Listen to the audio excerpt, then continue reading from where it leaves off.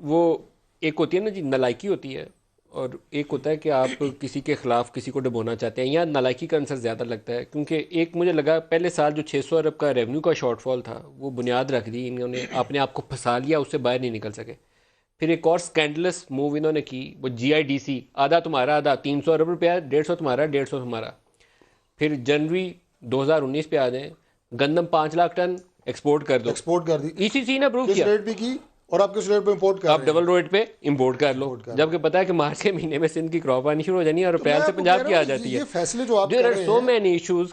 One fails to understand कि इनकी economic team का कोई विजन है, अंडरस्टैंडिंग है, या कैसे फैसले अच्छा, करते हैं। मैं एक बात बताऊं, उस्मान डार साहब की एक बात अच्छी है कि ये कम अज़ कम ज़रा हक़ाइक़ के थोड़ा थोड़ा पास रहते हैं, ज़्यादा नहीं, थोड़ा थोड़ा पास रहते हैं, तस्लीम कर लेते हैं कि जी चलें अभी मामला ठीक नहीं है, बेहतर होने हैं, ये वो। देखिए मलिक साहब, एक बड़ी सीधी सी बात है, मैं अक्सर ये बात कहता हूँ कि अगर आप कोई बिदत कर रहे हैं ना, आपको अगर पता है कि ये बिदत है, मैं सवाब नहीं है इसमें, तो उसमें तौबा की इसलाह की गुंजाइश होती है। जब आप बिदत को सवाब समझ के करना शुरू कर दें, कभी आप इसलाह नहीं करते। अभी आपने जो बात की मैशत की टीम की, अक्सर लोगों से बात करेंगे वो लड़ पड़ेंगे आपसे आगे।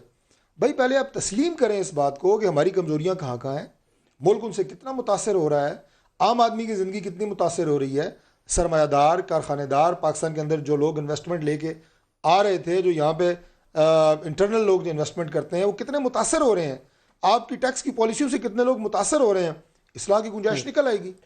आप उस्मान साहब, जब असद उमर को हटाने का फैसला किया और हफीज़ शेख साहब को लगाने का फैसला किया, आप आके आपने खोल के देखिए, मुझे परेशानी हुई है कि शायद गुस्सा ना खाने लगे नहीं नहीं, मैं नहीं, मैं रहा हूँ, आपका जवाब ही तैयार हूँ।